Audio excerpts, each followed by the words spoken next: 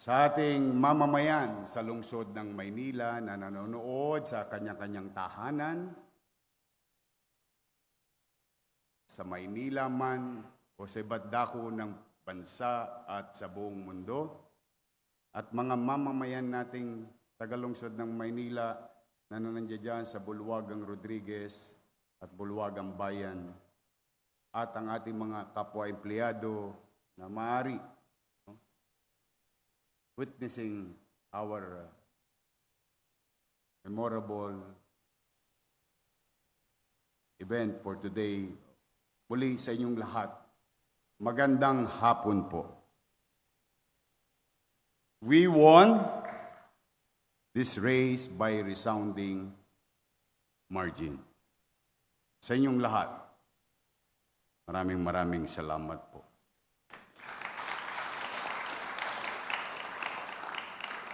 With utmost humility, I accept this victory as a clear referendum on the brand of leadership we have demonstrated during my first term as your mayor of the nation's capital. With sound policies, executive ability, and firm and decisive action. Sa unang termino ko pa lamang po bilang inyong punong lungsod, inyong nasaksihan at naramdaman ang mga bagay na yaon. May gobyerno sa madaling araw, may gobyerno sa gabi, may gobyerno sa hapon, may gobyerno kahit holiday sa lungsod ng Maynila. Liwanag po mula sa matatag na suporta na ipinagkaloob ninyo sa akin. The people of Manila have granted me with a strong mandate to implement sweeping reforms. Tama naman. Dapat lang. Because we all share one dream to make Manila great again.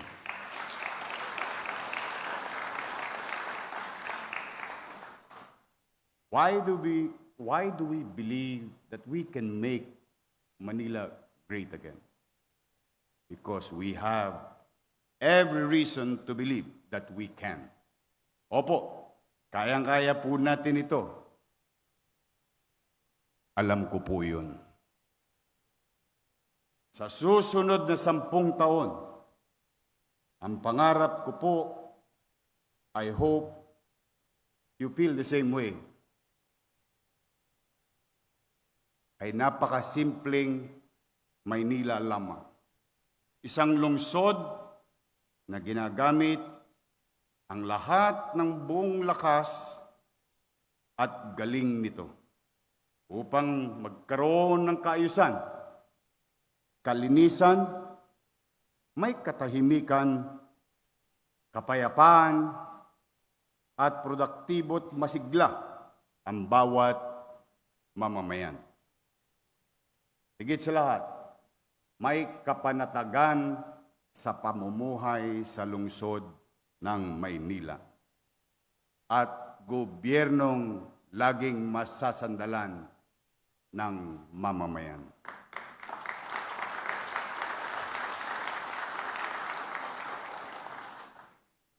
Pero bago ko himayin ang bago ko po yan, nais kong himayin ang ating 10 vital signs or statistics. Nakakaiba kumpara sa anumang syudad sa buong bansa.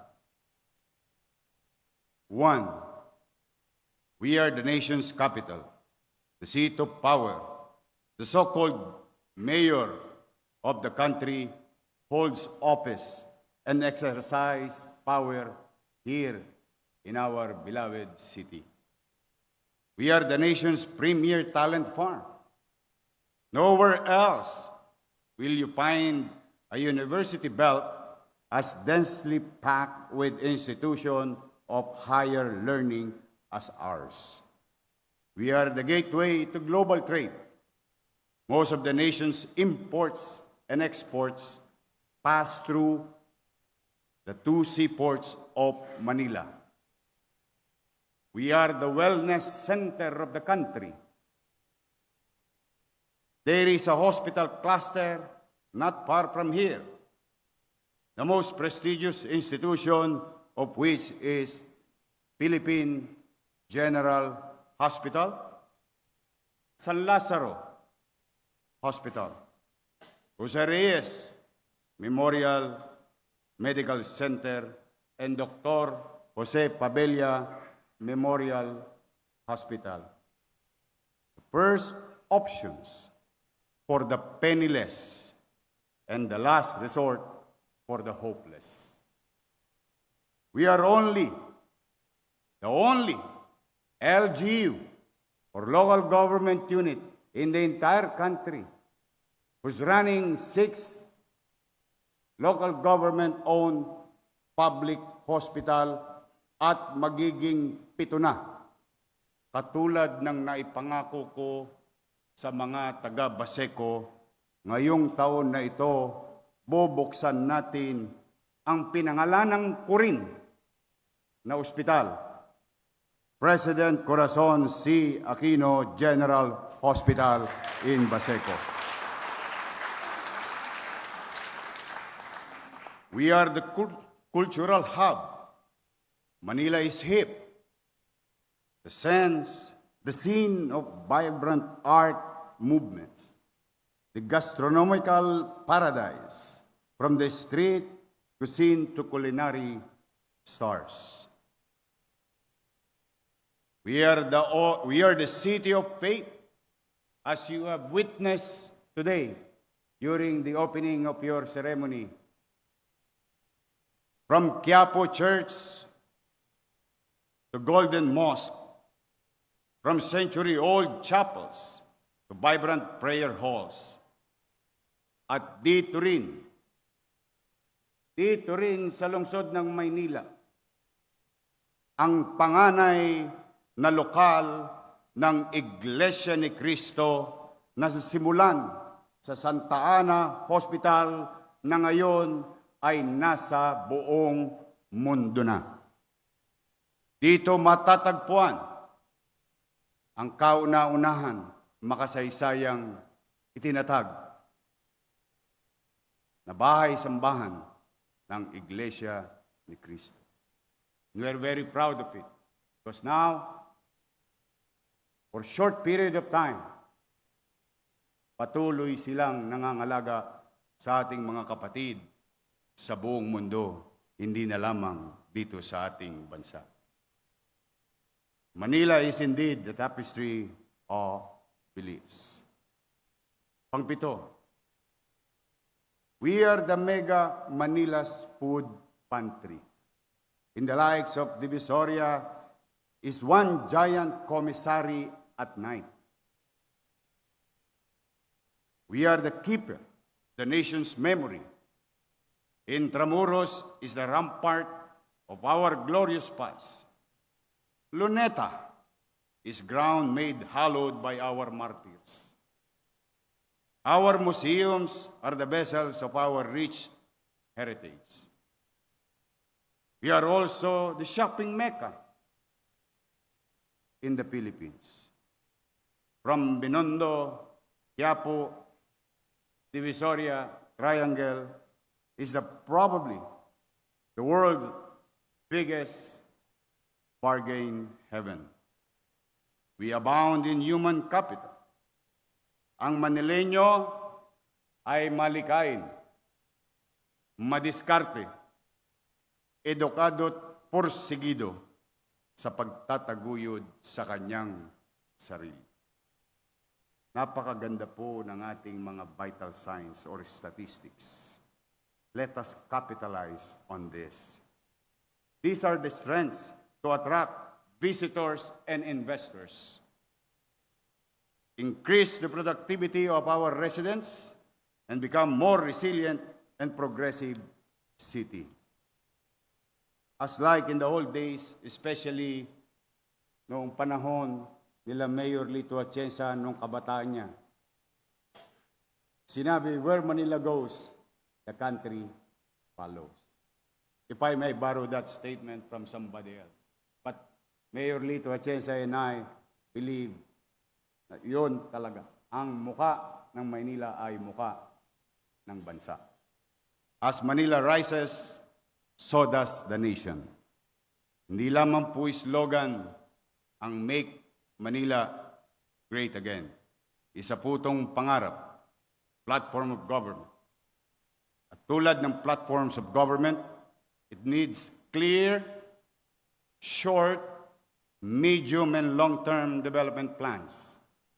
Kaya ngayong araw na ito, ipahapyaw ko po sa inyong lahat at 10 ng ating mga mamamayan. Ilalatag ko sa inyo ang direksyon na ating tatahakin sa mga susunod. I hope God will allow it. Susunod na 10 taon natin sa lungsod.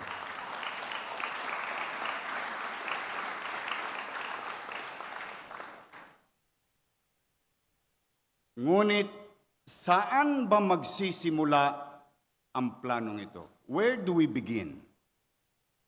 We begin at the most visible, most tangible, most felt level of government.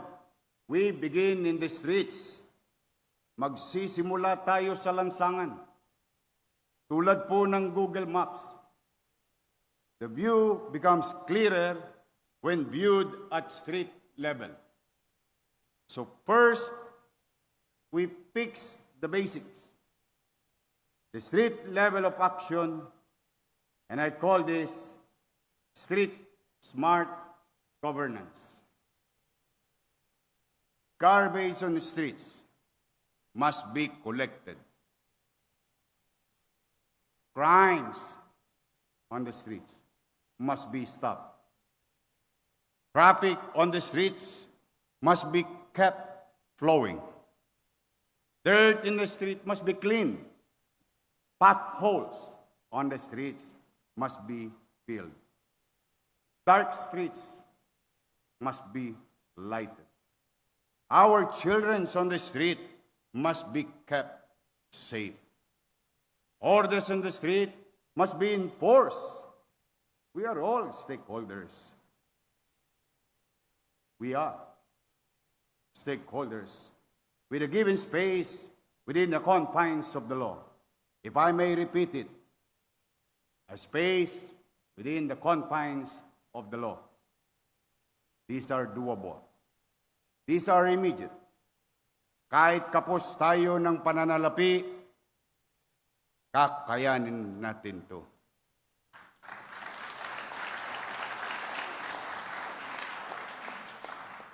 Pero, mind you, hindi lang po lansangan ang dapat nating linisin.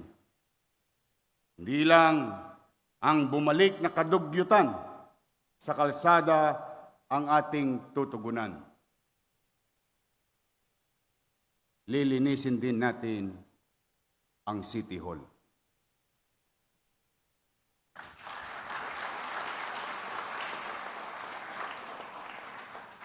And that begins with the courage to do serious housekeeping, starting with getting our finances in order.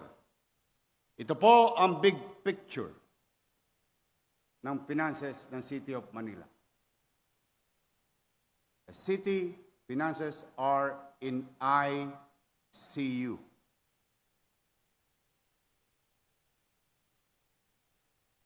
Our real property taxes collection or tax collection system is a mess. The same goes for permits and licenses. Lalong-lalo na yung zoning board na yan. It appears that City Hall has more leaks than the Titanic. Kung inyo pong matatandaan, at ipaalala ko sa inyo, bagay na kayo'y naging bahagi din ito nung panahong kayo'y pinamumunuan ko. ng nakaraang termino.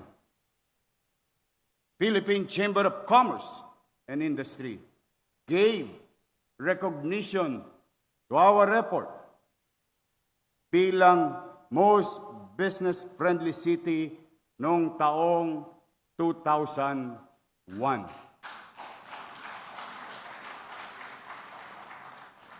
Kinilara rin tayo ng DTI at ng ARTA, ang ating Electronic Business One-Stop Shop or what you call EBOS, bilang fully compliant business processing permitting process na ayon sa ease of doing business. Ngunit, nawawaglit akong nawala ng buong akala ng ating mga kababayan sa lungsod, ang mga bagay na nasimulan ko nang naging bahagi kayo, ay ipagpapatuloy nyo na lamang. Pinago-bago nyo pa. Noong nakarang Nobyembre 2024, sa pamamagitan ng isang memorandum lamang ng dating Secretary to the Mayor, inalis ang processing ng business permit sa opisinang itinalaga ng batas na dapat na may saklaw nito. Alam po ba ninyo ang ginawa ng Secretary to the Mayor? Lumikha ng isang grupo under his watch upang siya ang mag-process ng business permit application sa lungsod ng Maynila. Dahil dito, marami tayong natanggap na reklamo ukol sa mabagal na proseso. Sa ating datos na nakuha, halos 1,000 new businesses application ang hindi na proseso. Napabayaan o pinabayaan? Ang masakit pa po nito, may ibang mga negosyanteng umalis at inilipat na lamang ang kanilang negosyo sa ibang syudad. Ang isa pang masakit na katotohanan, may mga negosyanteng hindi tumuloy ang kontratang pinasukan dahil sa katagalan ng pagpoproseso ng kanilang business permit. Napabayaan? Pinabayaan. Kaya sa ating mga mamumuhunan na nakikinig, nanonood, ito ang direktang mensahe ko sa ating mga negosyante. Pumanatag po kayo. Ibabalik natin sa Bureau of Permits ang kanilang mandato upang muling maging mabilis ang proseso ng permit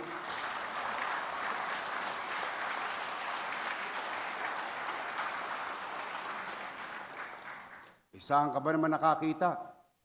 Gumastos-gastos pa ang taong bayan para magpasweldo at itatag ang business permit.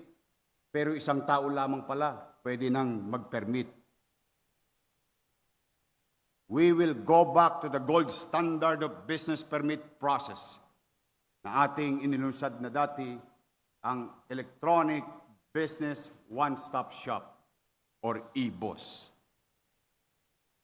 Walang real-time collection, monitoring ang nakaraang administrasyon. Hindi ko po sabi. Sabi po ng Commission on Audit. Kaya sa ating pagbabalik, dapat may up-to-date dashboard ang city government finances At yan ay gagawin ko sa pamamagitan ng Task Force PACS o Fiscal Accountability, Cost Transparency, and Spending. Facts based on numbers because we have been living on the fairy tale of fiscal solvency. Facts kasi kung flat ang koleksyon, flat din ang serbisyo sa taong bayan. Nasa financial ICU na po tayo. Ang kapitolyo ng bansa, where Manila goes, the country follows. Sabi nga nila. We are dipping into cash reserve. While obligations mount and the promise to the people go unredeemed. Noong pong nakaraang taon, kayo na mga bahagi ng konsehong ito at ang ating lungsod ay nag-aproba ng tao ng budget 25.8 billion pesos. Ngunit ang total revenues, internal at external, ay umabot lamang sa 21.234 billion pesos. Simple lang po ang arithmetic. Kapos sila ng 4.650 billion. Ang ibig sabihin, nag-budget ang nakaraang administrasyon ng lampas sa kanyang kokolektahin. Kaya't nabitin ang mga bayarin at proyekto. Natigil din ang maraming serbisyo mano pa patungkol sa pangunahing pangangailangan ng ating mamamayan. Tanong, magkano ba ang bayarin na iniwan ng nakaraang administrasyon? Negative 10.2 billion pesos and counting.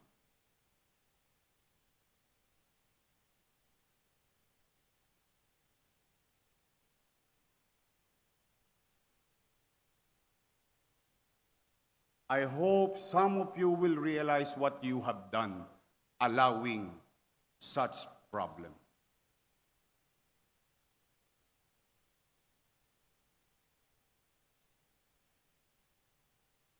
Never.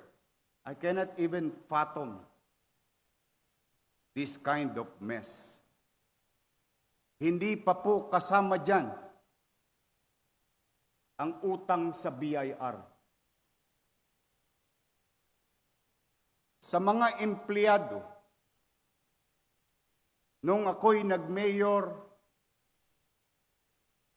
may kinaharap akong suliranin ng mga kawani ng pamahalaang lungsod ng Maynila,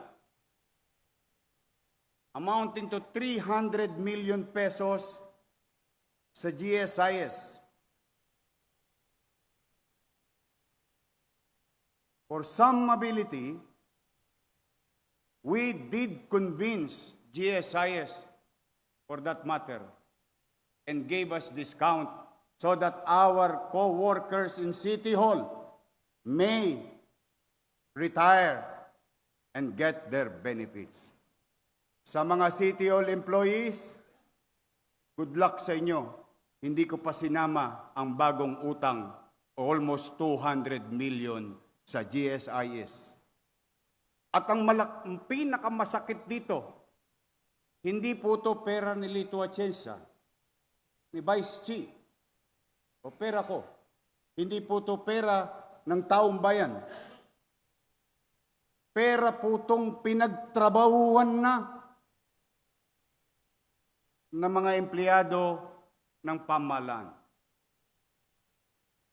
Ipadadala nyo na lang, hindi nyo pa pinadala, hindi ko malaman kung saan ninyo dinala. And to give you a visual of what is 10.2 sa aking mga minamahal na senior citizen, ayan po ang utang sa inyo ng lungsod ng Maynila. Social amelioration para sa senior for second quarter, 589 million pesos. Subsidy to PLM, 55 million pesos and growing. Because what you're seeing there is the first quarter obligation. Aid to Manila Police District, 26 million. Doc Almiron, Doktora Irma Alfonso, kung bakit lumalapit ng madalas ang mga tao sa atin na walang gamot sa health center, walang gamot sa ospital, ni Hiringgilya, halos hindi na magamit o magamit ng tao dahil wala. Sapagkat ang bayarin natin sa gamot alone is more than 2 billion pesos. Hindi pa na kontento. Hindi na nagbayad ng gamot. Hindi pa nagbayad ng equipment. Amounting to 995 million pesos. Pati janitor, sinuba ninyo. Security guard, sinuba ninyo. Kayo lamang ba marunong kumain ng kanin? 431 million pesos. At ang hindi ko maarok,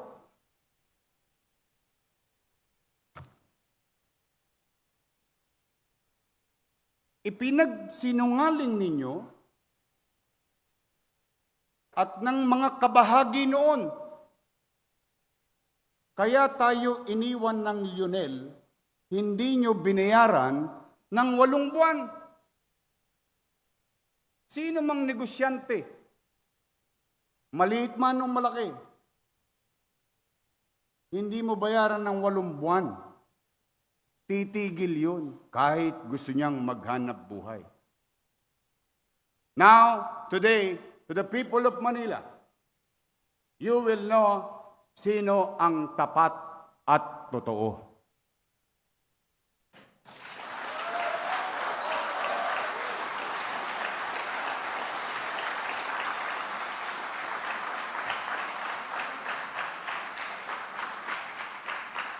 $561 million. Ipinagsinungaling nyo din na sinabi nyo iniwan. Hindi po. Andyan ang dokumento. Nagpaalam ng Oktubre ang Lionel. Nang maayos. Ngunit, bagamat hindi sila nababayaran, ipinagpatuloy nila ang kanilang obligasyon hanggang Disyembre 31 ng taong 2024. Huwag na kayong magsinungaling, baka pag nakita kayo ng truck driver ng Lionel, sagasaan kayo. Nagpuputukan sa mga barangay chairman na nanonood. Alam ninyo ang totoo. Pinalitan. Bagay naman na diskresyon ng sino mang alkalde kung kanino siya komportable at sanay.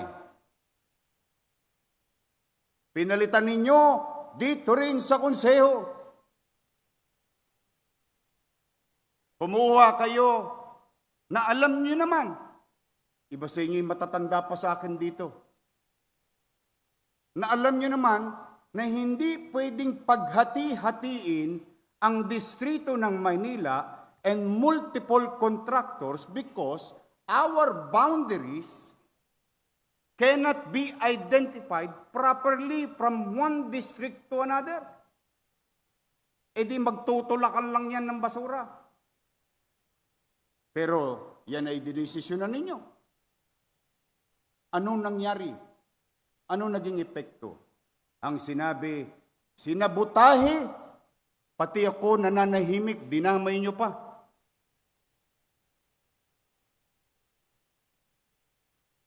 Sinabutahe. O sige, total politika naman ito. Nanahimik ako. Wala kayong narinig sa akin. Bakit?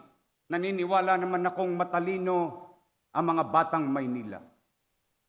Dahil alam nilang totoong hinakot ang basura hanggang sa dulo ng walang hanggan. Ngunit, pinalitan ninyo. Naniwala kayo sa iilang tao. Ano ang kinahinatnanan o saan ngayon ang lungsod ng Maynila?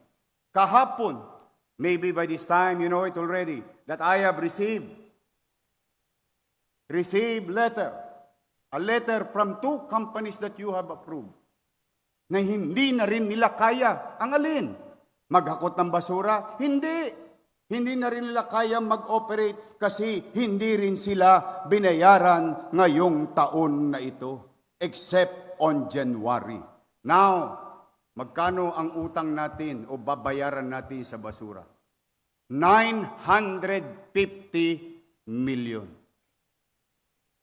So, lumalabas, dala ng pagkakataon, ipinagpatunay ng sitwasyon kung sino ang tapat at totoo.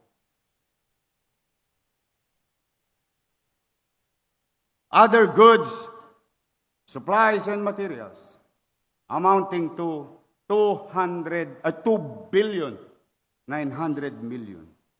Infrastructure projects. You know what's ironic? And I'm going to discuss this. Forgive me, Madam Vice Mayor. Gusto ko lang malaan ng mga halal ng bayan na kapwa natin, Madam Vice Mayor. Alam nyo ba halos lahat ng infrastructure project? You tell me, what kind of infrastructure projects that you see or you saw? You know why? This 2.2 billion, Mayor Lito Atienza, this 2.2 billion, most of it, repairs.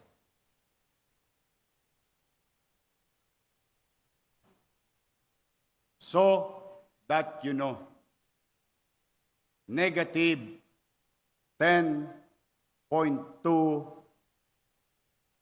billion pesos and growing. 3.4 billion of that, or 33% ng nasabi kong numero, ay higit 1 taon ng overdue. May kapabayaan? Pinabayaan?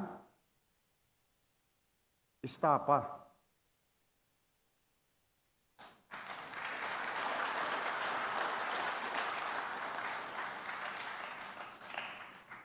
Pasensya na kayo. Tamaan ang dapat tamaan. Ang umaray, guilty. Dahil itong susunod ko, marami akong kilala rito, nakasapakat. But as a matter of respect to the institution, I'll deal with you later. Dagdag pa rito ang bayarin na dulot na pinalaking bilang ng job orders. Madalit salita, mas kabisado ng mga konsyelto, J.O. Pinalobo ninyo ang pensyon ng mga minamahal kong lolo't lola. Dinoble ninyo. Kailan? Sa kasagsagan ng kampanya. 940 plus milyon. Ginawa niyon 2 beses. Saan pupunta? Saan tutungo ang syudad? Pinola ninyo mga lolo't lola ko. Binubudol ninyo.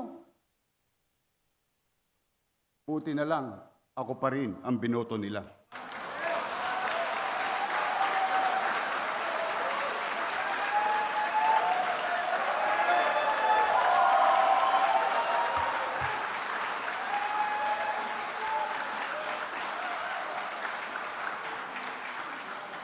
Sa aking mga minamahal na lolo't lola, mga nanay, tatay, buong kababaang loob po.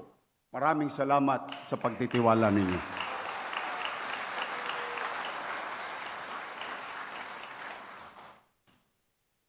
Baka naman, dahil ako'y may hawak ng mikropono, self-serving statement lang ang gagawin ko dito.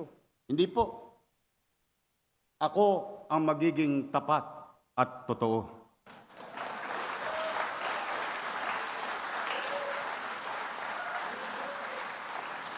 Una, ang pagiging katapatan sa tao. Kung kayo ay may iniwang bayarin, ako po may inutang. Na minsan hindi ko kinubli. Ang masakit, kasama ko kayong nangutang nun eh. Pero, bagamat ako'y nangutang, tayo'y nagtatag ng matagal ko ng pangarap. Irma Alfonso, Dr. J, Edward Tan, Letlet inabot pa to. Che Bormeo, Lou Biloso, mga matatagal ko ng kasama. Alam ninyo, sa puso't isipan ko, noon pa man pangarap ko na mamigay ng lupa at pabahay.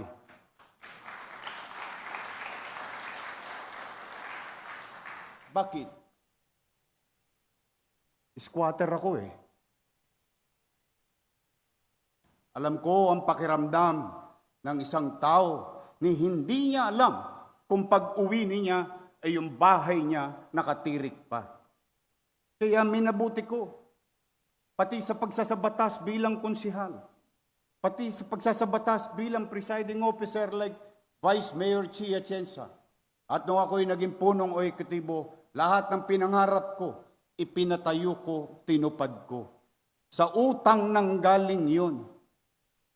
Sinabi ko nga sa taong bayan sa kasagsagan ng pandemya, ultimo relo ng City Hall, ipatatas ako takit ang munting makaraos lang tayo. Nakaraos tayo ng pandemya, na itatag ang mga pabahay, libo-libo. Iba nga sa inyo, nangaagaw pa sa ngayon ng pabahay para sa tao. Tandaan nyo to, hanggat ako nandito, mga konsihal, mga bahagi ng department head na nakikisapakat, I will review all those beneficiary. And yesterday, I heard something very bad.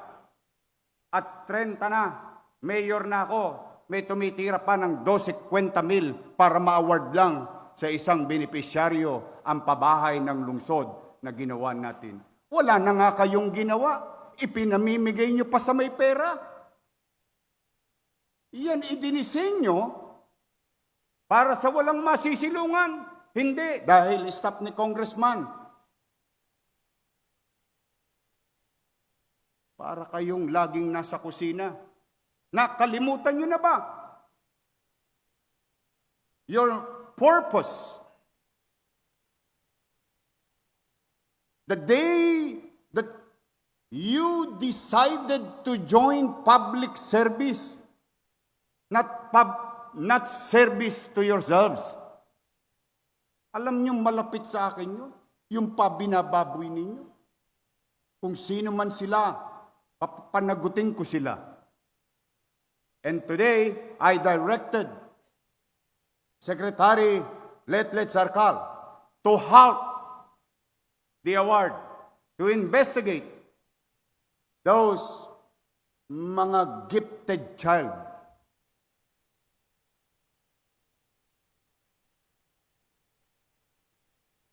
May bahay naman tayo eh. May masisilungan tayo. Paano ang wala?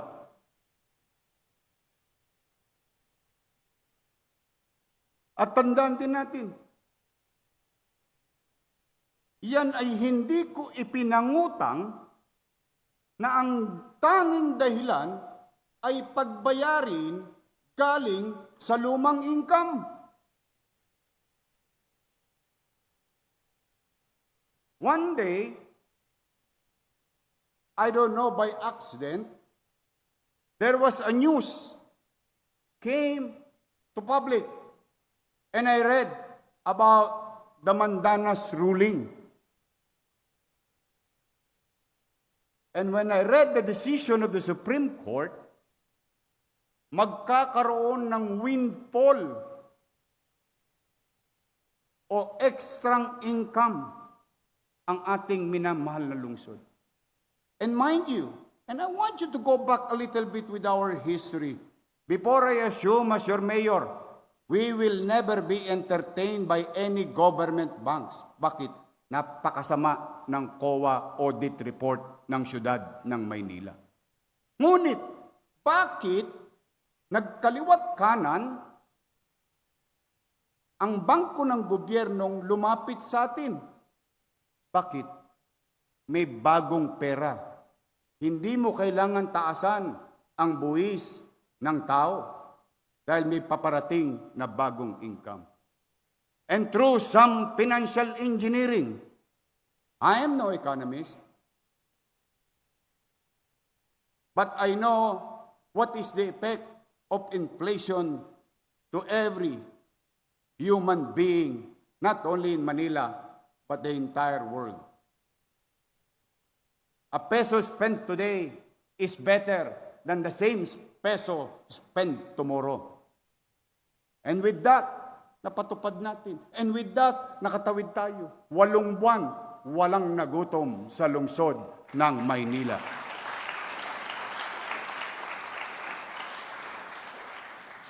Pangalawa, aaminin ko rin sa inyo. Deficit, binanggit ko kanina, may deficit din sa panahon ko. Hindi ko pwedeng ikubli. Sabi ko nga sa inyo, yan ang tapat at totoo. During my time, we've experienced 13%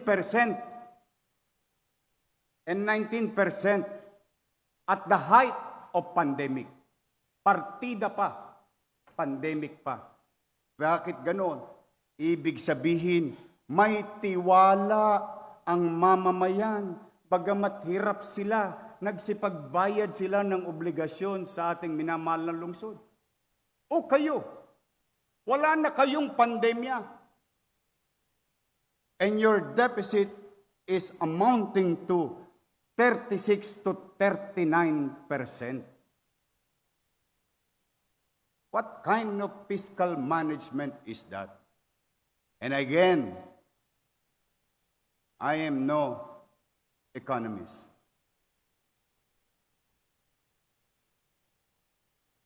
Nasa financial ICU na tayo. And I ask the audience, especially yung mga nasa ibabaw, if there is seatbelt there, please fasten your seatbelt.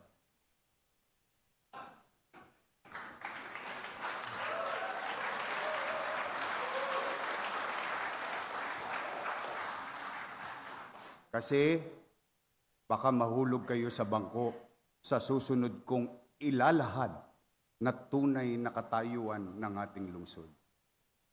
Nasa financial ICU ng City Hall, sa panahon nila, kung makapag-cash advance pa, ay wagas at walang pakundangan. election-related work but thinly masked as public service costs. Cash advances by the special disbursement officers ballooning to 3.8 billion pesos. Cash advance. Naalala ko si Mayor Lito Atienza, 10,000 lang yata, ayaw pa mag-cash advance eh. Let's call a spade a spade. Madalit salita, wala nang ang kita, puro bali pa, kaya nagkabali-bali ang buto ng kaban ng bayan. The total supplier payables increased to 7.4 billion. Alam niyo po, 1.8 billion plus o piso nito ay 2 taon nang binayaran. May kapabayaan, pinabayaan, o istapa? Mula January, mind you, I'm trying to be very specific that all of you here later on will be guided properly. Mula January hanggang May 2025, sa gitna ng kampanya, 21 na opisyal at empleyado ng City Hall nag-cash advance ng 2.1 billion pesos. January, Enero, Pebrero, Marso, Abril, Mayo, 5 buwan. Ano ang panahon na ito? Panahon ng ginamit sa kasama program, job order o JO at iba pang election-related services. Kumapit pa kayo. In just one day, they authorize one person to draw 3 checks in one day. Kaya siguro may bolt sa opisina ko. Isang tao lang. Isang araw lang. May 9, 3 days before election, pinag-cash advance ng 132 million pesos. Ayan po siya. Pogi.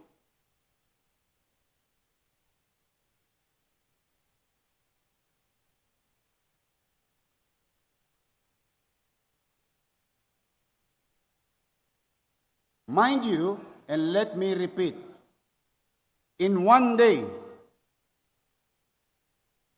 132 million pesos. Ang pangalan po niya, Jonathan Garso.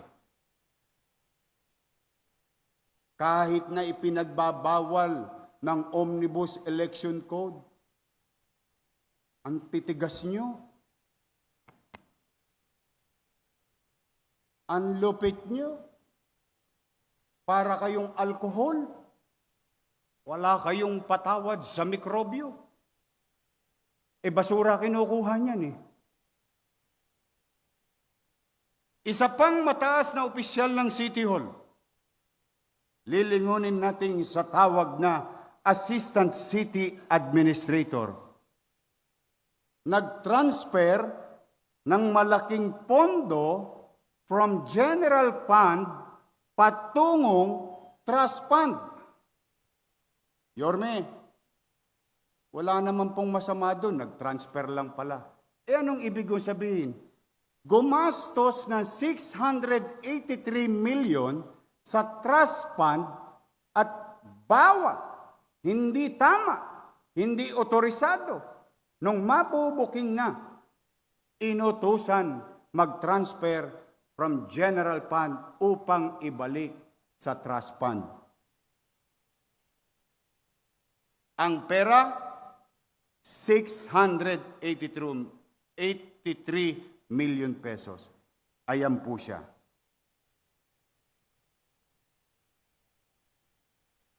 Joy Dawis Asuncion. Anong buwan? January to March.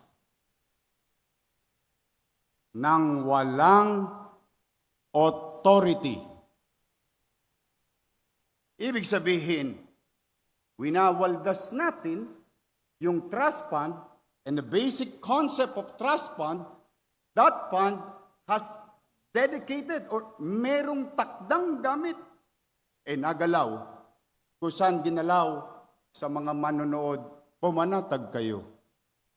Aalamin po namin yun.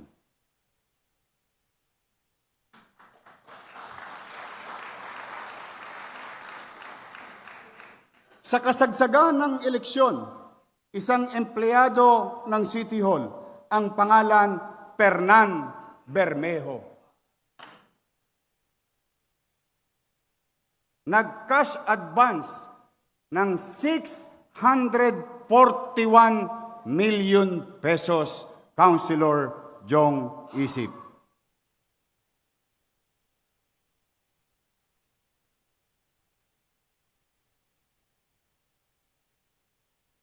Kasi baka nagtataka kayo, bakit walang pambayad sa 10.2 billion? Service render, product received, product use, and so on and so forth. Nasaan ang pera? Unti-unti ko nang ipinamumulat sa inyo kung nasaan ang cash. Ayan po siya.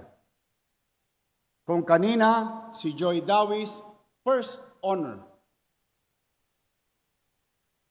Ito po, magna cum laude.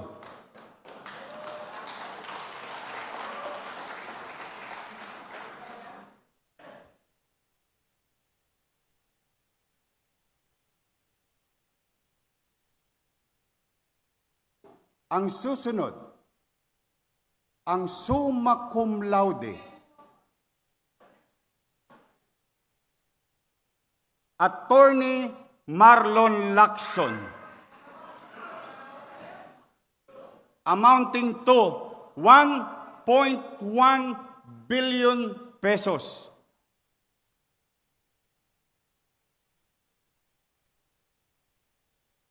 Sila ba'y may krimen na ginawa? Hindi ko po alam. Ano bang ginawa nila sa pera? Hindi ko pa po alam. Pero sigurado ako, one way or another, malalaman ko rin may nakinabang dito sa sesyon na ito.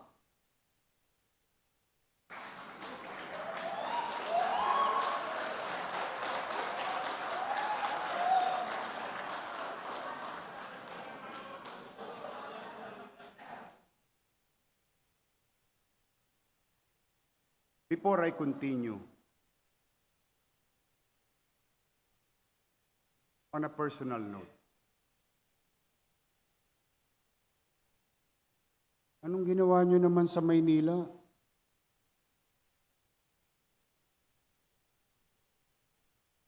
Wala na ba kayong konsensya? Puro na lang ba kayo si ako, si ako, si ako, paano ako? Wala na ba tayong kahihiyan?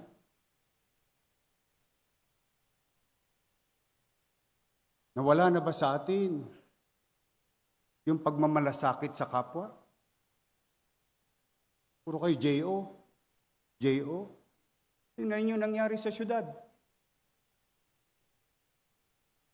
Makapagbintang pa kayo sa kampanya, wagas. Hindi ko lang talaga kayo pinatulan ng kampanya. Bakit? Ipinagpa sa Diyos ko. Bakit kayo pinagpa sa Diyos?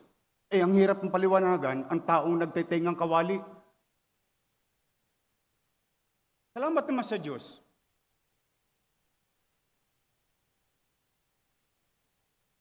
Awang-awa ko. Totoo lang.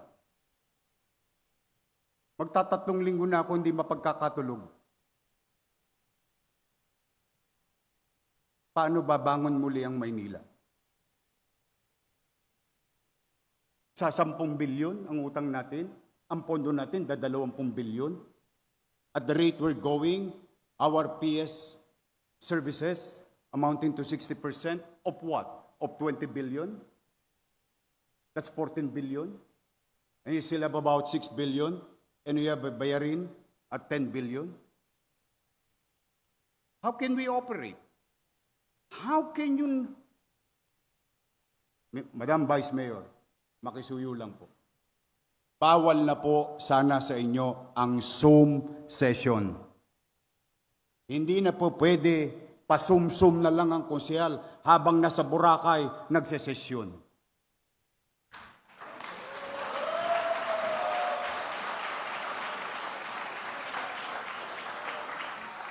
Ang sasarap nyo, ako hindi pa nakapunta sa Amampulo. Kaya ko naman. Hindi ko naman sinasabing masama yun. But if I may use the saying, for evil to succeed is for good men to do nothing. Ang pananahimik ninyo ay pagpayag ninyo na maghari ang kadiliman sa ating buhay at pamayanan. And I hope we start realizing we together repair this. We can repair this. We can heal the city.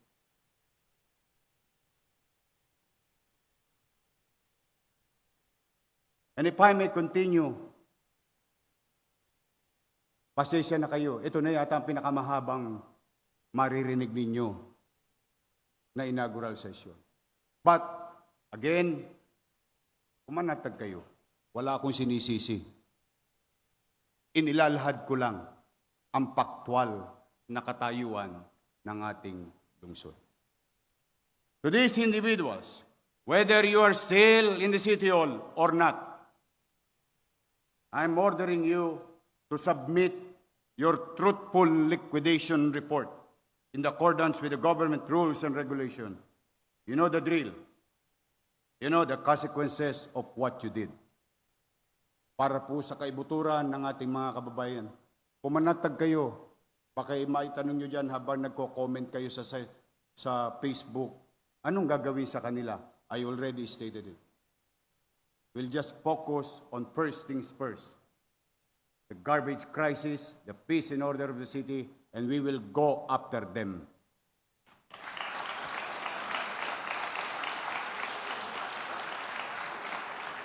Isa pang symptoms na nasa ICU ng City Finances ay ang MTPB. Bago sa aking administrasyon na sinundan ko, the average income, yearly income of MTPB is 53.6 million pesos. Noong panahon ko, sa pamumuno ko, itinalaga ko si Direktor Dennis Biyahe at naging yearly income ng MTPB is 131 million pesos on average.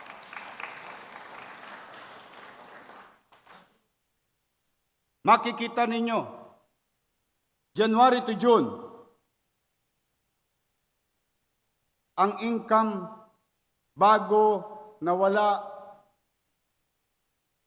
si Director Dennis Biyahe, nasa 73 million. On the same 6 months, ang naging income ng Maynila ay 56 million.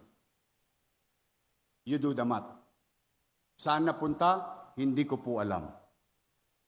Aalamin ko po. Pero, today, we have to give justice to a person because there is grave injustice done to him. Ipinagpasinungaling na siya ay tinanggal. Para sa ating mga kababayan, hindi po siya tinanggal. Nag-resign po si Director Dennis Biyahe dahil dumarating na sa MTPB si Eddie at Patty. Now, what is the effect? The numbers don't lie. Hindi niya kaya. Bakit? Itinagubilin ko na pangalagaan ang ahensyang yaon. Pero pinagdudahan. Nino? Yung mga nandiyan dyan, sa tabi ng Office of the Mayor. Bakit? Kasi gusto na ni congressman, ng 2 congressman,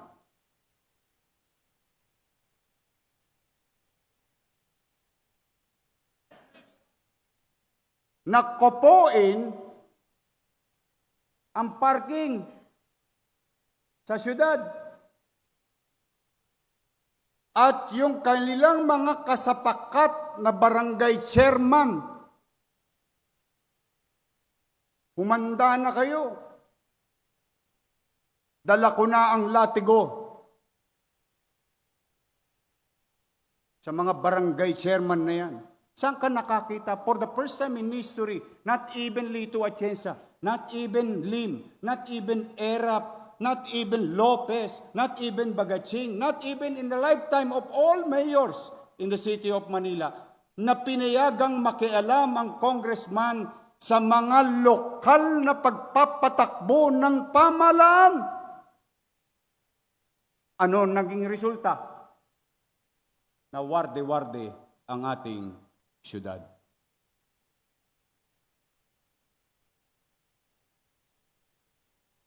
Kasi atat saan? Maalala ko nga, may nagsabi doon, gusto ko maging bilyonaryo.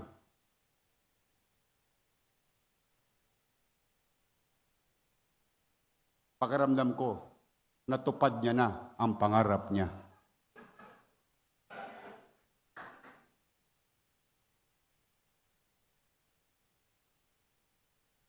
Pero kayo, ng mga konsehal, kung sino man, J.O. lang kayo.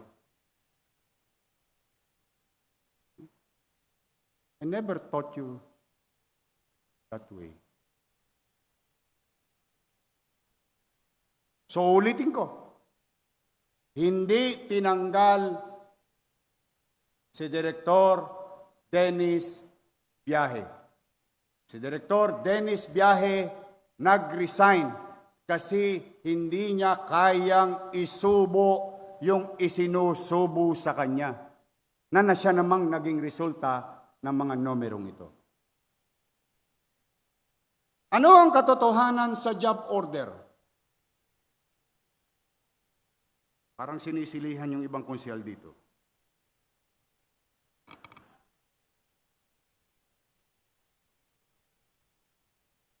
Naging supersize ang job order. From 8,309, naging 9,830. 1,500 na tongpats.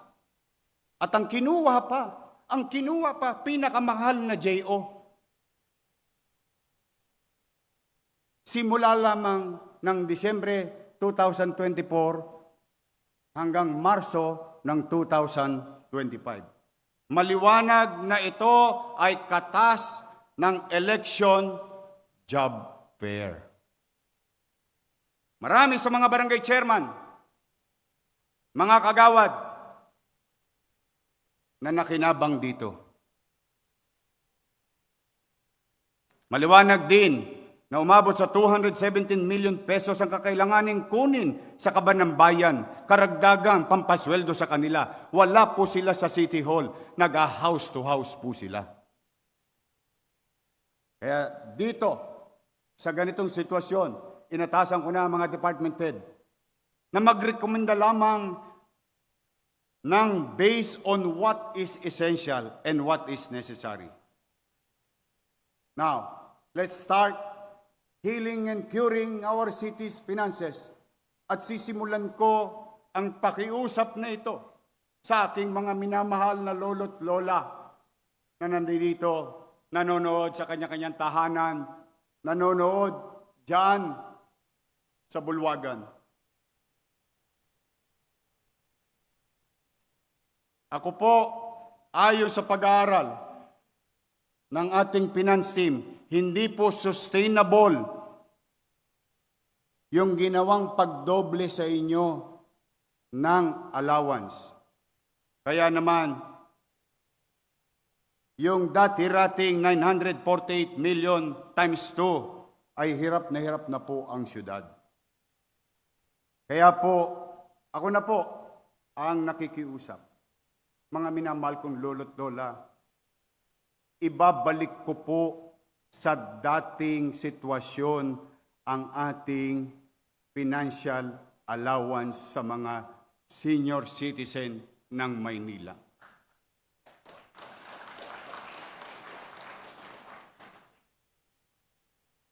Ngunit, ibabalik ko din yung tinanggal nila ng mga senior citizen na hindi botante. Yung senior citizen, saan ka nakakita allowance na po forfeit? Ang sabi daw, forfeited. Sa mga minamahal kong lolo't lola, pumanatag kayo. Ibabalik ko, botante hindi, makuha hindi. Maglulubi-lubi ulit tayo sa lungsod ng Maynila, mga lolo't lola ko.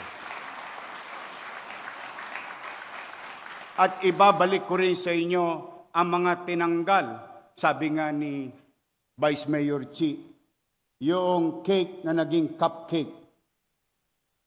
Lahat ng bagay na sinimulan ko, ibabalik ko muli sa inyo, mga minamahal kong lolo't lola.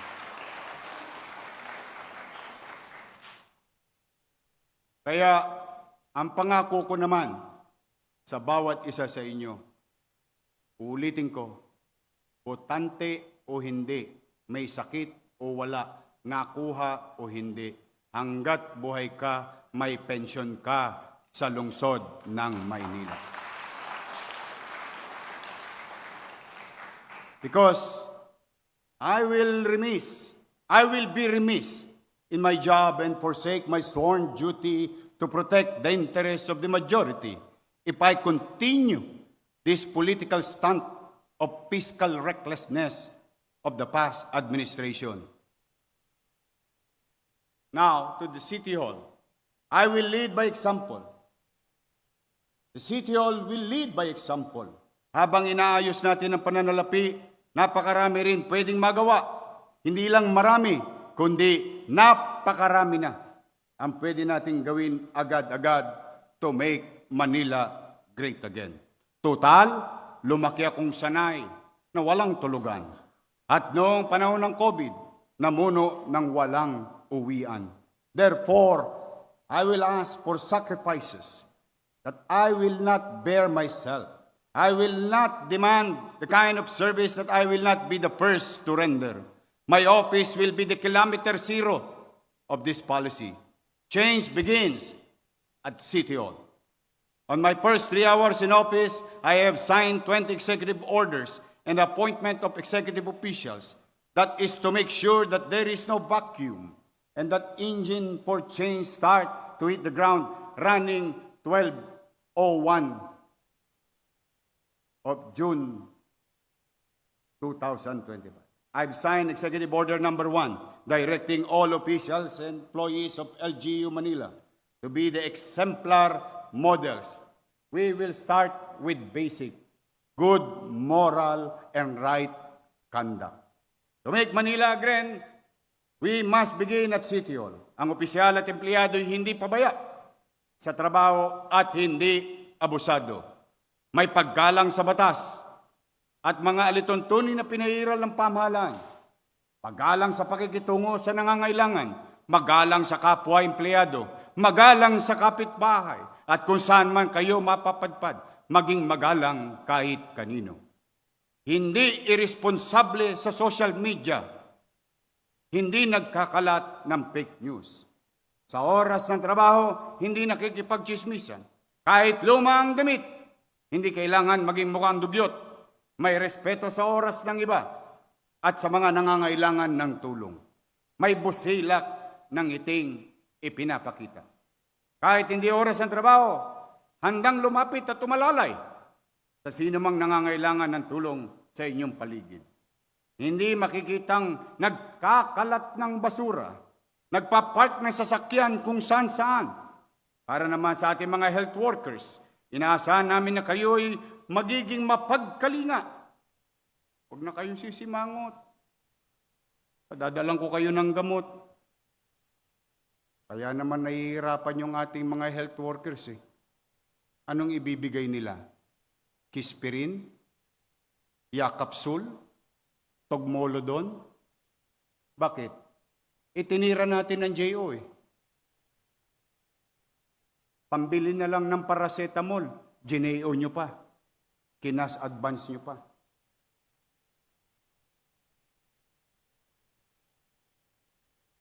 Gusto ko maging maunawain kayo, mga health workers, mga doktor and nurses.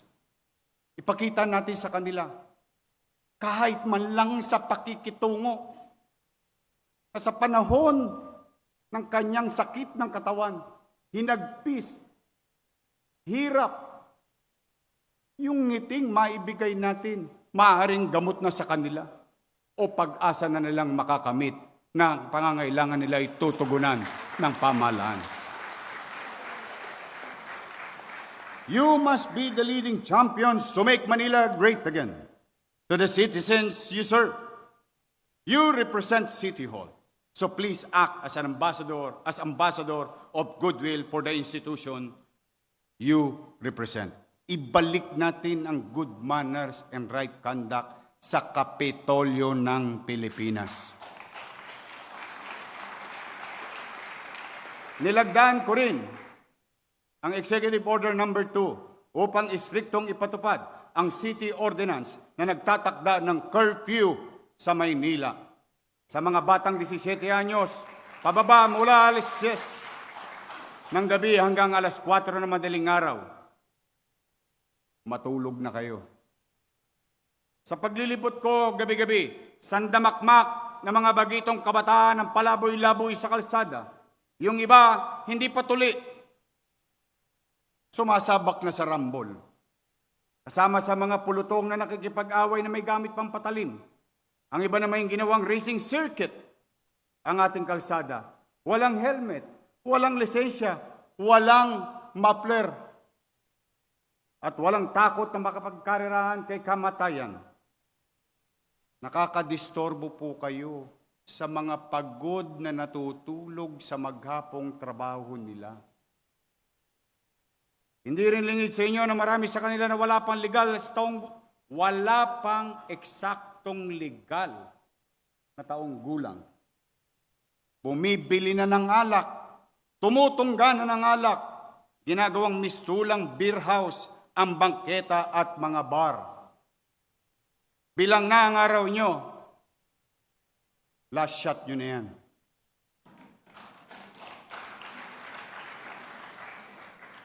On a serious note, when these feral kids go wild, they cause mayhem, public disturbance, and danger to themselves.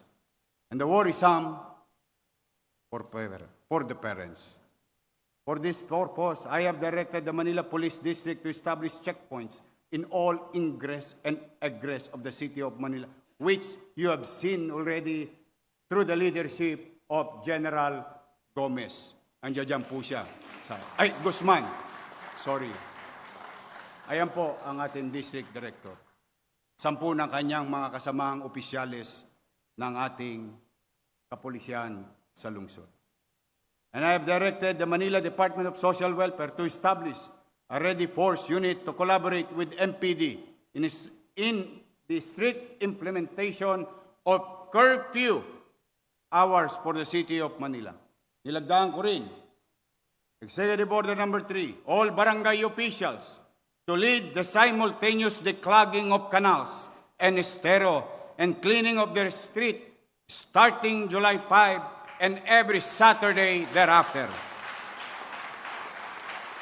We will be consistent with this policy. We will be consistently implement this policy. And I will provide you consistent leadership for this policy. Nilagdaan ko Executive Order Number 4, reiterating the strict enforcement of Ordinance Number 8772, entitled Motor Vehicle Modified Muffler Noise Regulation. Nakakabingi mga tambucho nyo, mga tolongges.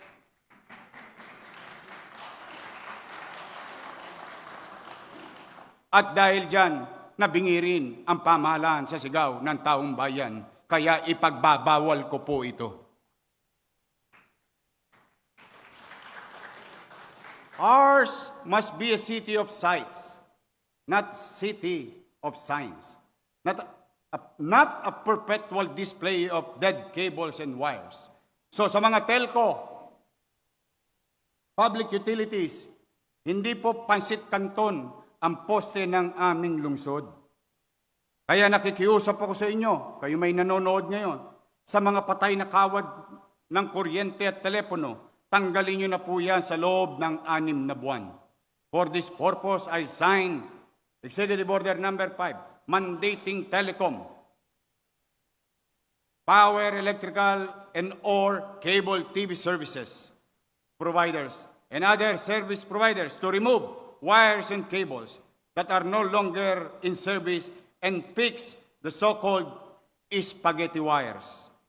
Consider this as a sort of your disconnection notice.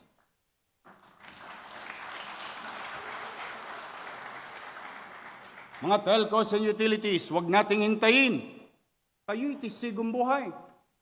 Huwag na nating hintayin may madisgrasya muli sa tumumbang poste katulad na nangyari sa Binondo. Walang lindol, walang aberya, tumumba na lang kung yung poste hindi kinaya ang mga kabling yaon. Buti na lamang, hindi na umuulit pa. Upang ang pulisiya na ito ay magiging tuloy-tuloy, inihimok ko ang konsehong ito sa pamumuno ni Vice Mayor Chi Atienza na gumawa ng ordinansa tungkol sa layuning ito. Lahat kayo may pamantayang sinusunod, lalo na ang frontline workers tulad ng traffic enforcer. Ginawa kong halimbawa sila sapagkat sa kilos at asal ng mga visible workers natin na uhuhulma ng taong bayan ang opinyon kung anong klaseng kawani ang tagalungsod ng Maynila. You in the Traffic Bureau, wittingly or unwittingly, provide the world an image of what a Manila City worker is. Kung bulok tayo, bulok din ang tingin sa ating lahat. As such, I'm ordering an immediate revamp of the Manila Traffic Parking Bureau at pagrerepaso ay saklaw ng lahat ng personnel at prosesong sinusunod nito. Moving forward, ito ang general guidance ko. Ang focus natin ay magsaayos ng daloy ng trapiko, hindi panghuhuli. Kung ballpen na pansulat sa ticket ang pangunahing ginagamit sa traffic management at hindi pito, ito ay mali. Traffic stops or signs should not be the penalty traps. Hindi po revenue generation ng pangunahing layunin ng pagpapatupad ng batas trapiko, kundi road courtesy and safety. Lalong-lalo na sa mga nanonood sa gitnang silangan o Northern Luzon and Southern Luzon. Sa mga magsasaka nating naghahatid ng pagkain sa atin dito. Ito ang garantiya ko, hindi na po ambush alley ng kotongero ang lungsod ng Maynila.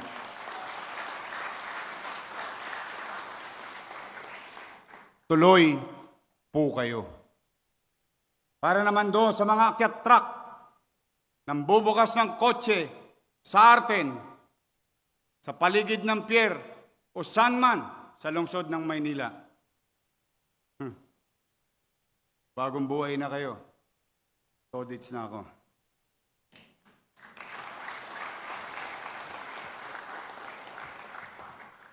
Narito ang panawagan ko naman sa DPWH, DOTR, Maynilad, Manila Water, lalo na ngayon pag pumunta kayo sa Malate. 5-5 ang hukay. Taon na ang binilang. Meralco, PLDT at iba pa.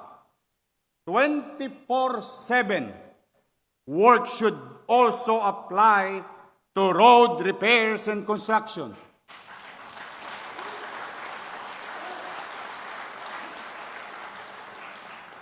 Ulitin ko, Engineer Andres, no permit will be given if they are not going to work 24 hours on a shifting mode. Why? Kung do not delay ang proyekto, bakit sa araw lang ninyo sinisimulan? Do not delay pala. Pero pagkagabi walang gumagawa. Pagka Sabado-Linggo'y nakatenga. Sino na sakripisyo? Taga-lungsod ng Maynila. Kaya ito'y gentle reminder ko sa lahat that goes to everyone, to the national government, to the private sector. Bumusina naman kayo kung meron kayong gagawing kalsada o lubak-lubak o kanal na bubungkalin.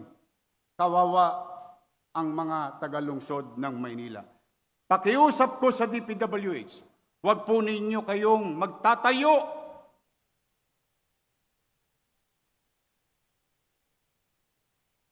Huwag kayong magtatayo ng gusali o infrastruktura sa lugar na ipinagbabawal ng batas. Saan ka nakakita? Pera ng congressman. Pera ng taong bayan. Magpapatayo ng barangay hall sa bangketa. Kala ko ba tagagawa kayo ng batas? Bakit kayo nagtatayo ng barangay hall at building sa tapat ng eskwelahan?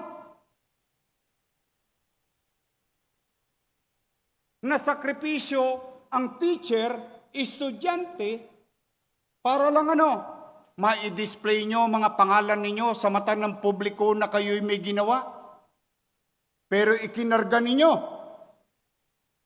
sa bangketa where you know very well, roads, alleys, and boulevards and avenues are beyond the commerce of men. Naglilinis kami dahil kayo'y congressman, kayo'y siga, ni walang permit, ni walang construction permit, ni walang building permit. Subukan niyong gawin yan sa harapan ko ngayon. Iohoyo ko kayong lahat.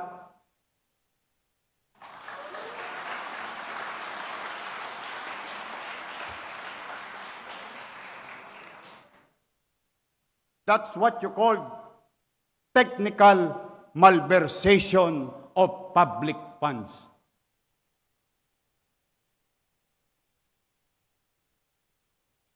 Diyan sa 5th District, kalsada, gagawa nyo ng building sa gitna? Sisira na ba ulo ninyo? Noong panahon na yon, dahil takot sa inyo ang mayor, dito sa Maynila, there is a new sheriff in town.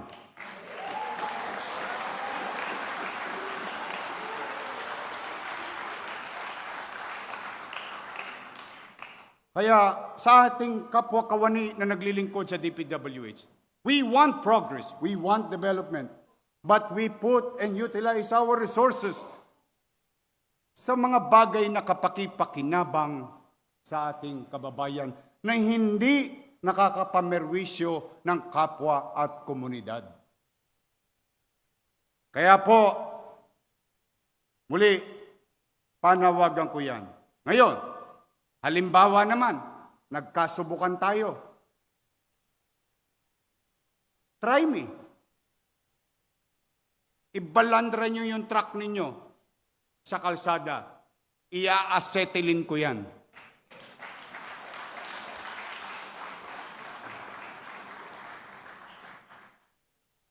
Bakit?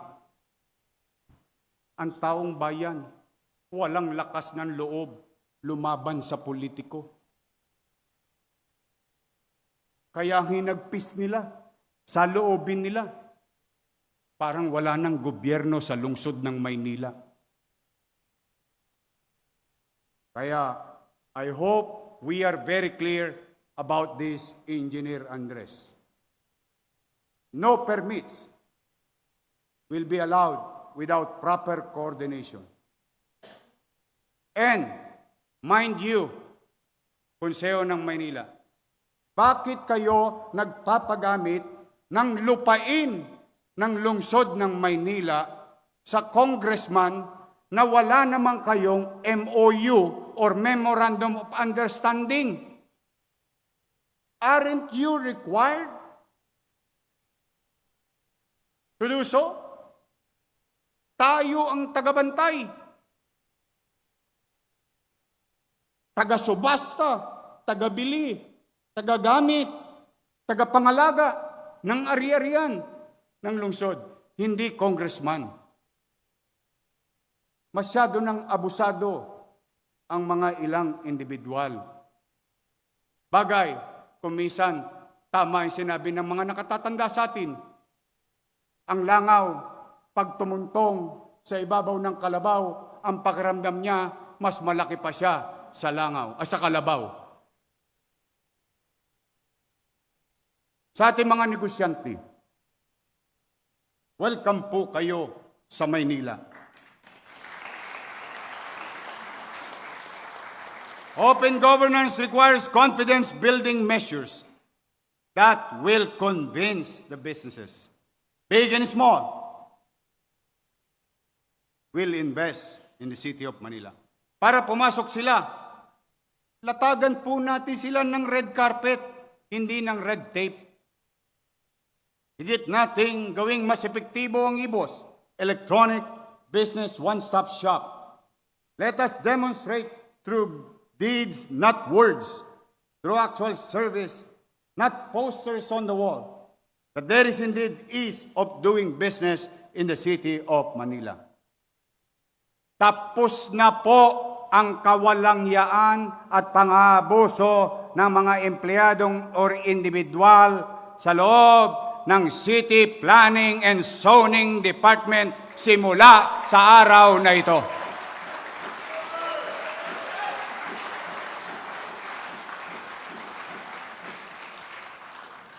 Now, let's go back to our taxpayer. And I appeal before this chamber, this council, and I appeal to you through the leadership of our Vice Mayor, Chia Chensa. I am now submitting before you today the General Tax Amnesty for the people of Manila.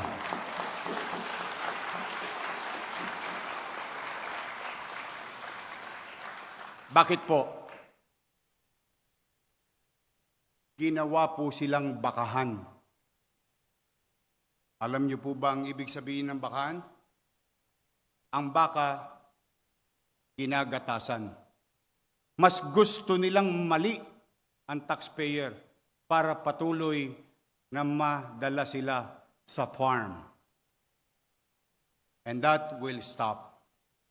We have to give ease. There is economic struggle or challenges in the world, not only in our country, but in the world. Same the thing also in our city of Manila. Bibigyan natin sila ng bagong simula. Maswerte sila, magsisimula sila ng zero. Ako, magsisimula ng negative 11 billion. Kaya, Madam Vice Mayor, I hope through your leadership, we pass this measure to ease the experience or yung mga dinaranas ngayon ng ating mga kababayan. Tungkol naman sa basura, mahigit 2,000 metric tons ang nahakot nating basura kahapon. Hindi ko naman maintindihan sa inyo. Nandyan ang truck, nandyan ang DPS, may kontrata kayo. Ba't hindi nyo hinakot yung basura? Inuna niyo pa yung fashion show. Ang sasarap ng buhay niyo.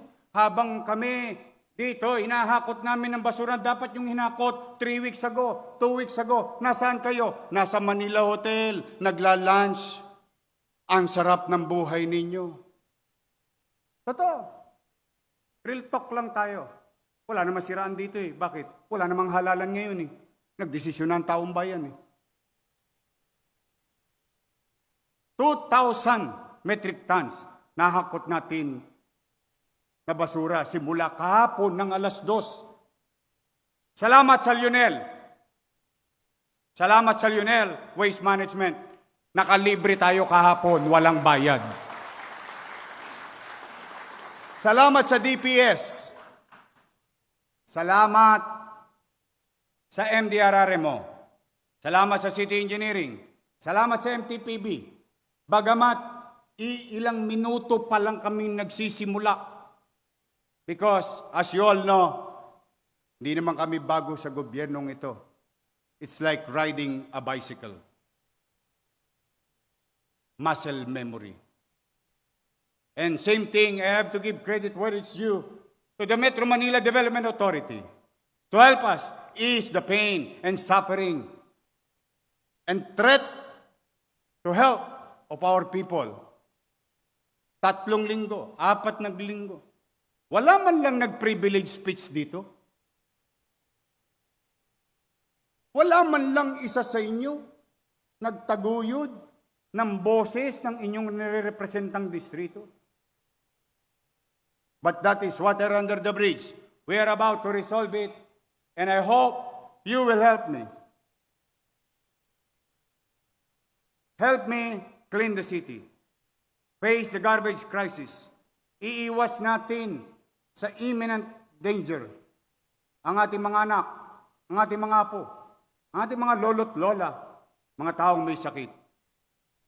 At maraming salamat din sa mga barangay chairman na tumugon, sa mamamayan na pinakiusapan ko, huwag muna nilang ilabas yung basura nila hanggat hindi ko nakakalawit yung tambak na Smoky Mountain sa bawat kanto at abinida. At least, sa District 1, you can only say, you can compare it to other district. Yung buong Arten is mukha ng Maynila. O ngayon po, wala na kayo halos makitang basura sa Arten, Lungsod, Maynila. Kaya, again, Madam Vice Mayor, dahil dito, ipinapanukala ko sa Sangguniang Panglusod na kaagad magpulong upang ideklara ang state of public health emergency due to imminent threat to public health caused by failure to collect garbage in the city. Ito ay isang paraan upang mapagkalooban ng inyong lingkod ng emergency power upang kaagad na mahakot mga tambak-tambak, bundok-bundok na basura mula sa napakaraming kalsada. Kahapon po, libre ang Lionel. Pero hindi po araw-araw Pasko. And we have to accept the fact that we must act. In the next few months, we will launch medium-term comprehensive development strategy to make Manila great again. Here are some conceptual themes of the comprehensive development strategy. Una, Manila City Drainage Master Plan. Layunin natin solusyonan ang problema sa baha at ayusin ang water management sa buong lungsod bilang paghahanda sa hamon ng pabago-bagong klima at makabagong panahon. Pangalawa, Manila City Underground Cabling Project. Pangatlo, Cohesive Urban Environment for Public Spaces Project. Pangapat, Public Transport Improvement Plan. Panlima, Transit-Oriented Development. Panganim, Manila Smart City Initiative. Pampito, Disaster Resilient Project. Pangwalo, Preservation of Cultural Heritage and Identity of Manila Project. At ang pinakamalapit sa puso ko, we will continue to build roof. We will continue to build houses. We will continue to bring back dignity to every families in the city of Manila. The in-city vertical housing program will continue. And of course, the development of our school buildings kabilang na sa short-term ng Make Manila Great Again Development Strategy ay ang mga sumusunod. Construction of 15-story Pinondominium 2.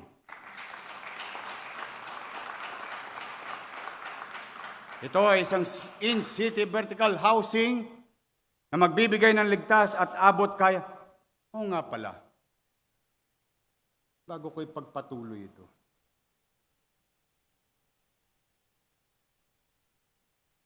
Anong rent to own yung sinasabi ninyo sa housing?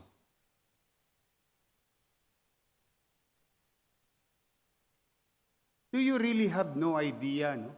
The economic capacity of a family in the city of Manila? Are you blinded of something?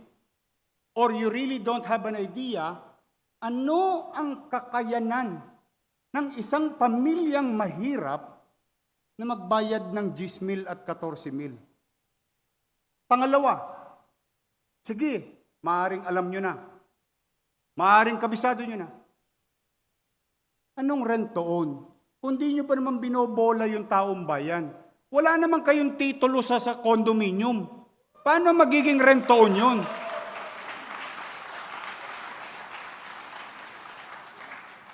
How can it be rent to own?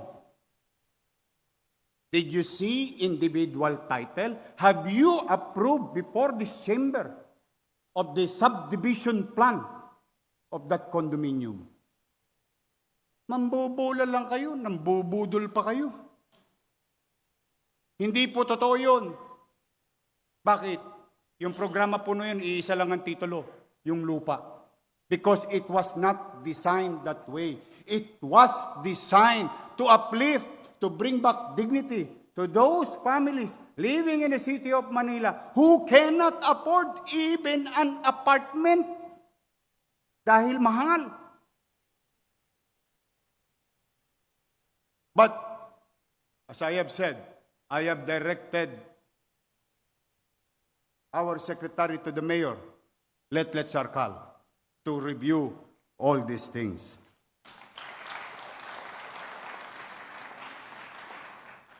Reconstruction, and this is my dream. And I thought you will continue this because I passed this before this chamber before I left in 2022. Sa ating mga doktor, mga nurses, we produce good quality, top-notch medical practitioners in the city of Manila through PLM. And now I will pursue it. I will pursue and help me build better space, more space by building the Pamantasan Lungsod ng Maynila College of Medicine in the old building in Ospital ng Maynila. Redevelopment plan of Loton Underpass and Ermita. Aayusin natin ang mga lugar na ito upang mapabuti ang daloy ng trapiko at gawing ligtas na maayos para sa mga pedestrian. Revitalizing Plaza Azul. Tataka naman ako sa inyo. Nag-cutting ribbon kayo, nag-groundbreaking kayo, naglagay kayo ng billboard. Wala naman palang pera. Lakas yung makapambudol talaga, no? Basta maghalalan lang. O tingnan nyo, nakatiwangwang. Why? Wala pala talagang pera eh. Kaya sa mga taga Plaza Azul, in Pandacan, gagawin po nating mas maaliwalas yan. Pampublikong espasyo sa mga aktibidad ng ating komunidad. Last, one classroom, one smart TV program. Bawat silid-ilaran sa ating lungsod, pangarap nating kabitan ng high-definition, giant screen, internet-ready TV. Huwag ko kayo manag-alala. Mura lang po ito. Baka nga makuha ko pa ito ng libre. It's easy to procure. Mura. Sa Raon nga, buy one, take one pa. Sa panahon ng bots and bikes, bakit ang gamit pa rin natin sa pagtuturo ay blackboard lamang? Yan ang tanong namin. We have developed already Manila Science High School.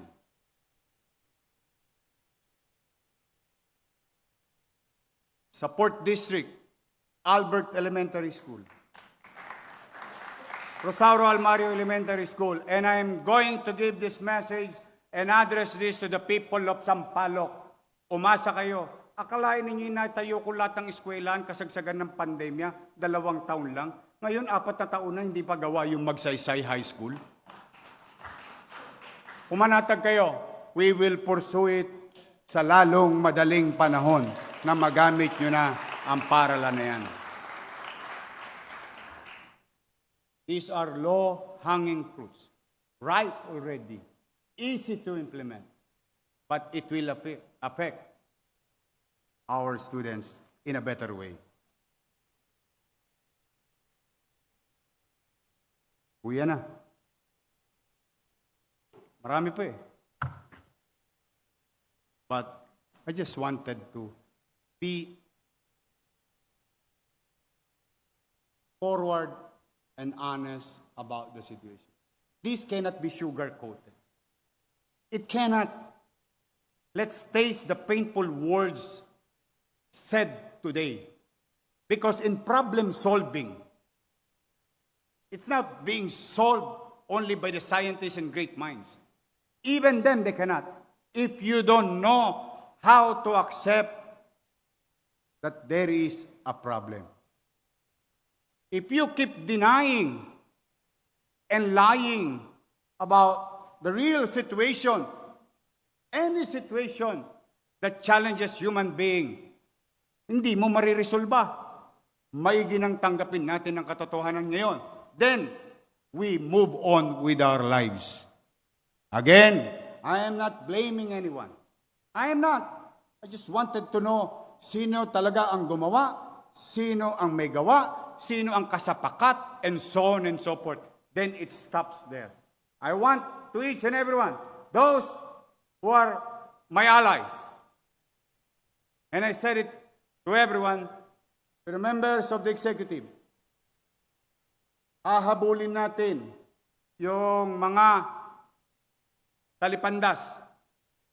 We will dedicate our time, 2% of it. Para naman hindi sabihin, naghihiganti tayo. Papanagutin lang natin yung dapat managot. But I want each and every one of you, come, rally to me. Let's use 98% of our time solving problems, making services, and dedicating it to para magbenepisyo ang ating mga kababayan. So sa lahat ng kababayan natin rito sa lungsod ng Maynila, residente man kayo o dito naghahanap buhay, pansamantalang nag-aaral o may pangmatagalang negosyo, o kahit nakikiraan lang kayo, ito po ang mensahe ko sa inyo. May gobyerno na muli sa lungsod ng Maynila 24/7. Ibabalik natin ang isang gobyernong matino at may puso. Ibabalik natin ang maaliwalas at panatag na pamumuhay para sa mamamayan. Ang hinihiling ko lang sa inyo, disiplina, kooperasyon, paggalang sa alituntunin ng lungsod, because I cannot do it alone. I need your help. Sapagkat muli nating ipararamdam sa ating mamamayan ang lideratong porsigido na ipatupad ang batas, isulong ang pagunlad ng lungsod at mamamayan nito sa ating hangaring to make Manila great again. Magandang araw. Pagpalain nawa kayo ng poong may kapal. Maraming salamat po. Manila, God first. Thank you.